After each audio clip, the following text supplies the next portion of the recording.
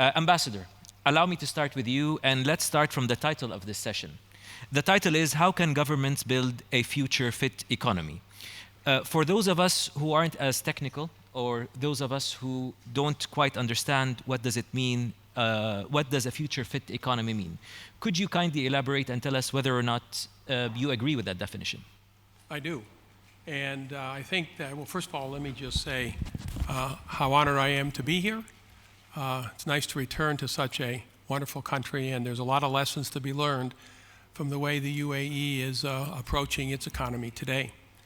We're facing, on a global basis, unprecedented challenges of unbelievable proportions. And Elon Musk, last year or the year before, said something that I think was rather prophetic. And he said that the acceleration of everything was upon us, and the electrification of everything is upon us. And these two phenomena are driving what's happening in the world today. And most governments and societies are ill-equipped and do not have the skills, insights to change the speed that needs to come about. And we can talk more about that, but that's sort of the foundation of where I see us being today.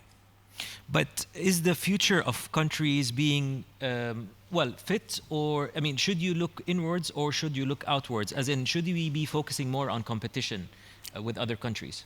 There's no question about it that governments are needed more than ever because A, of the speed of how these economies are evolving, B, the size of the projects that are being offered to these various countries, and C, the need for talent. No longer is the blue-collar talent that necessary. Robots can do just about everything and anything, can pick up anything. So we need a gray collar moving to a white collar a talent base, and governments are the only organizations that have enough power, have the power of the purse that can bring this to bear. Absolutely. Fully agreed there. I want to move to the professor. Again, a question of definitions, but also since we have a distinguished academic with us. We all know that there are a number of ways where you can measure the competitiveness of countries. Is there such a way to measure whether a government has built a future-fit economy? Thank you very much, and I echo Ambassador's voice in terms of thanking the organizers for this excellent conference. The challenge that I see for government societies right now is twofold. So we are where we are today, and we have to build forward from there, provide what our citizens need, and provide security, resilience, and what we are doing. Yet at the same time, we all know the future is approaching fast, and the important thing is we don't know exactly what the contours of the future look like. So we, in fact, have to experiment with different trends, different possible forecasts, try to identify new things that actually might appear. And a lot of the new things are driven by R&D, investments, innovation. And then we have to connect the two. So the challenge is to build forwards while create backwards and build the two together. Now, the problem that I see from a government point of view is that today, if you look at R&D investments globally, there are two countries that are dominating the landscape completely, which are US and China. If you actually look at the total amount of innovations, R&D happening in other countries, it's actually minuscule. It's very, very small. So my big question for this region, for other parts of the world, is what's going to happen in the rest of the world? If two countries, in fact, out there are defining the future and are investing more in that, how will we, in fact, become future ready for in this part of the world, other parts of the world? And out of curiosity, how do you rate the efforts? As we've heard from the previous session, roughly speaking, this part of the world can be divided into countries that are doing well and countries that are not doing well. We're speaking about the countries that are doing well. How do you rate the progress in these countries, and what are they lacking? So when I speak about them, I speak about countries such as the United Arab Emirates, Saudi Arabia, Qatar. What are they lacking to catch up with what you've described as the US and Chinese being the pioneers in this field? Yeah. So I produce every year, along with WIPO as a publisher, the Global Innovation Index, which is a very well accepted benchmark of innovation and progress in societies. And this region, clearly the top performers are the UAE and countries in this area. But there's a pretty large gap developing between, I would say, the top tier and the rest. And what you start seeing is that you need to have a society that's investing in multiple dimensions, not just one dimension. So you need to have good institutions, you need to have good investment human capital, you need to have good markets, you need to have good business sophistication, and at the same time you need to have a good investment in R&D. This kind of a challenge is very important, and the only way you can actually catch up fast is invest in solutions that scale up fast. Scaling up is a very important challenge, and moving fast is a very important requirement today. Ambassador, I want to ask you the same question, but I would like you to name countries, apart from the US and China, that you think are up there in terms of, first of all, before I ask you that question, what are the criterias or what are the pillars that you think that countries need or governments need to build a future fit economy? I think that Klaus Schwab this morning sort of set the stage for that question by saying, first of all, the most important aspect that you need is talent. And to get the kind of talent today that all businesses need, it has to start at K through 12, work its way through the university system, and then continually train and upscale its employment force. And that's, as President Sisi just said in the previous session, he doesn't have anywhere near the amount of money in order to for that to take place. So that's number one. Number two is investment capital. Capital is fungible. It moves around the world at record speed. And what does capital need? It needs predictability, it needs opportunity, and it needs sustainability. You have to have rule of law. So governments have to prepare its economic infrastructure in a way that can attract that capital. And even the United States and China doesn't generate enough capital itself. It has to have foreign capital come in. So that's the second thing. And then the third thing, and which the professor has talked quite a bit about, is the adaptation of the digital economy. This digital economy is so important to the future of all of these countries in terms of adapting it to use of big data and how this big data can be used to solve problems of the future. So now then you ask what countries are doing well in this. I'm sure the professor has a much more complete list than I do, but my firm works around the world, and you see countries like Finland and Canada, the UAE, Singapore, small in size, but big in aspiration, and big in the opportunity and the ability to be able to attract those three main things. Understood. Professor, let me take this question to you. In this morning opening remarks, again, we heard both Professor Schwab and Minister Gargawi describe the moment we're living in as day one or day two of month one of year one of innovation and technology. So my question is, how can governments, if the future is so unknown, the future is so uncertain, how could anybody prepare for such uncertainty? Well, it's not easy, but let me give one example from India. So India is a country that many people felt was falling behind the digital race because Chinese and American companies dominate, in some sense, the digital landscape in terms of corporate sort of big giants. Now, if you look at what India has been doing very slowly but definitely very well is creating a public infrastructure with public investment, what is called the India Stack. And the India Stack is a whole digital ID biometric system surrounded by a whole set of APIs of finance, of health, education, different areas. And today, what is happening is on this base platform, which is a public investment infrastructure, digital, there is a whole bottom-up, democratic, open system for private innovation. So this combination of private innovation and the public infrastructure is a very good example from one emerging market about how an emerging market can actually push forward in digitalization. Now, in terms of digital in general, the problems are actually quite real because we talk about ChatGPT right now and a lot of excitement about AI. What people forget is the amount of investment and data required to support these kind of systems. Very few countries can afford the investments required to build systems like ChatGPT. It's very nice to be able to go and play with ChatGPT, but to create systems like that requires enormous amounts of investment that most countries and most companies cannot even afford. So I think the question really is, how will the rest of the world catch up when technology is in fact dividing the gap between the haves and the haves not? I think there's a really good example in the United States right now of exactly that problem. The United States was behind in battery electric vehicle research, development, and manufacturing. China had taken a great lead.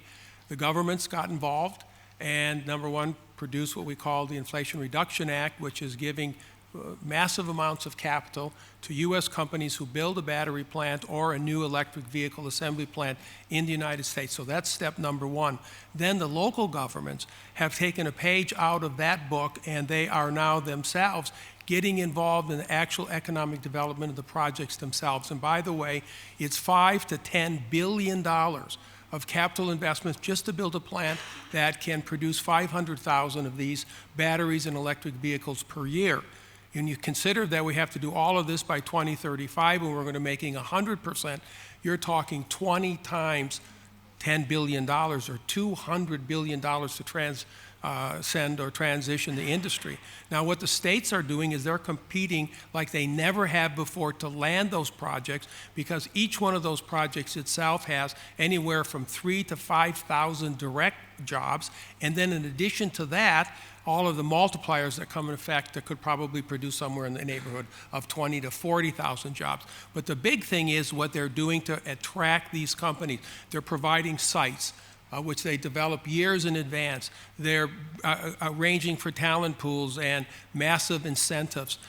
They are reducing energy costs to 4 cents per kilowatt hour. So the state governments themselves have transformed themselves into massive economic development departments trying to close this gap. And I see this is going to be the trend going forward for the next 10, 20 years as onshoring comes back into the United States. So this, as you said and the professor said, is widening the gap between the bigger countries like the United States and China and the rest of the world.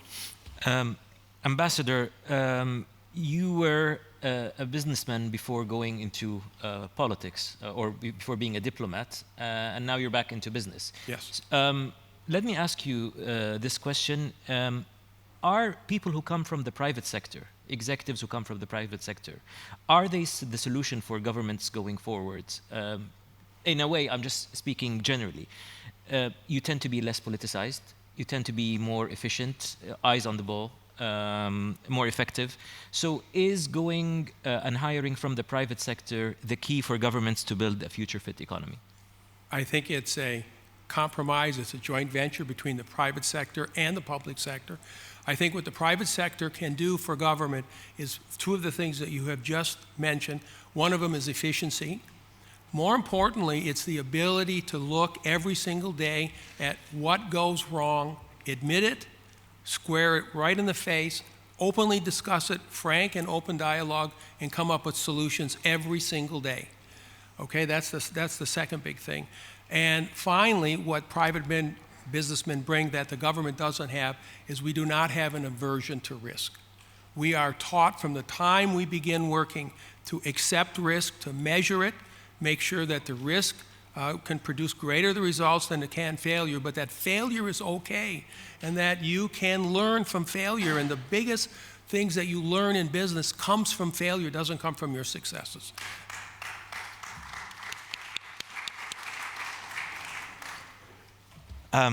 I think you've given me the headline for this session, Excellency. I want to go to Professor Dutta again. Back to the question of uncertainty. We have all of this technological advancement, and the, as Eric Schmidt once described it, is the internet is the biggest invention humanity created that humanity doesn't understand. So with all that uncertainty certain, do we have time for adventures or miscalculated steps? And I'm not asking for a political position in regards to Brexit, for example, but leading a business school in a prestigious business school in a country that has long been known for its stability. Mm-hmm. The UK. If you were to advise the government, what would you be telling them at the moment? Which government? the United Kingdom government. Well, if they ask for advice, I think the writing on the wall is quite clear. You have to get back close to Europe.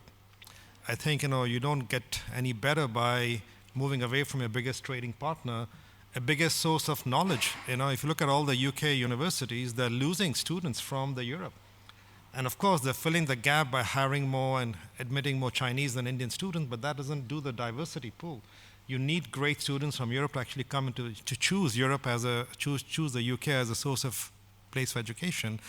I think it's important for all of us to understand that we don't become great separately. We become good and great by coming together. And I think the more the world comes together, that's the better for everyone. Absolutely. And of course, the United Kingdom had the privilege of relying on universities such as yourselves, such as Cambridge, such as the LSE, essentially as a very convenient think tank or a very convenient place where they can get the best ideas. How have the past few years affected the uncertainty that has happened, affected your university's ability to play that role? Well, I think what it has meant is that we have had to work harder to attract talent, work harder to fill the research gap that previously was funded by EU funds, work harder to be able to maintain connections with the world. I think that's what really is happening right now. You're a little bit swimming against the tide, and so you have to work harder to keep going at a pace at which the other parts of the world are moving. So the ambassador has given us a headline. I want to take a headline from you also. What would you advise your students in terms of, they come and tell you, look, we're facing all this uncertainty. We're tasked with being the next generation of government leaders to build a future-fit economy. What do we do? Well, I think the answer lies in looking at, take a 4-year-old child in any part of the world, whether in Dubai or whether in Brazil or whether in India or some other part of the world, and you observe actually what does a 4-year-old child look like and behave like. A 4-year-old child in any part of the world, regardless of socioeconomic status, constantly observes the world, environment around the person, around the child, constantly asks questions, never gets tired of asking questions, constantly tries to do things, experiment, tries to break things, tries to do new things, never gives up, is persistence, and has a support network, a mentor network of parents, siblings, runs to the parents network or the parents or the siblings if child gets into trouble. You look at the behaviors of innovative leaders, it's all these characteristics, observation, questioning, persistence. It's a question of trying to make dots, link the dots, and never giving up. So our challenge really is to take young people and keep them inspired. Make them behave like 4-year-olds even when they are in a college, even when they are in a company. And keeping that inspiration to be able to think about new things and to be able to create new things, I think is an important thing. Becoming 4-year-olds once again when you're adult, I think is important. Absolutely, and I think it's lacking not just in the UK, but in many places around the world. Ambassador, you wanted to say something before I ask you the question? I did want to add one more thing, and that is you asked what business can bring. And the biggest thing of all is the word cohesion. Klaus talked this morning about collaboration, and that's very important, but collaboration suggests that when you're finished, you separate. You need more than that to compete in the world today. You need to be cohesive. All of the power centers of an entity, of a geographic area, of a nation have to come together. Labor, management, political parties, government, geographic separation. All of these centers have to come together to work effectively, not only today, but to show the stability going forward, because these investments are so large in terms of their capital investment and take so many decades to get a return. So if you don't have that cohesion, you're not going to get that investment. Absolutely. And in terms of cohesion, do you find that some countries score better than others? I want to, before I let you answer that question, tying with what the question I asked Fred earlier about how we see the situation in America, and of course he was talking from a geopolitical perspective. Do you feel this division politically is affecting America's attractiveness from a cohesion perspective for businesses to set up for FDI, or has the geopolitics not yet caught up with the... I'm very bullish on America for a number of reasons. Investment is flowing there. Everybody still wants to come there. We have 3 million people crossing the border every year. There's no shortage of talent coming to America. Do we have a political division? We do, and I think as a country, we have to come back to the center. The center left and the center right have to find a way to dialogue, to solve the problems of our nation and not allow the extremes to set the agenda. And I think we're slowly getting to that point, and when we do, the sky's the limit. Well, I think we'll leave it there because that's a very positive note. Even if it's slowly getting to that point, it's much better than going the opposite direction. On that note, we've run out of time. I can't believe how these sessions are going quickly, but that shows you that both of you gentlemen have given us quite a lot to chew on. Thank you so much. And please, the audience, if you can join me in thanking our panelists.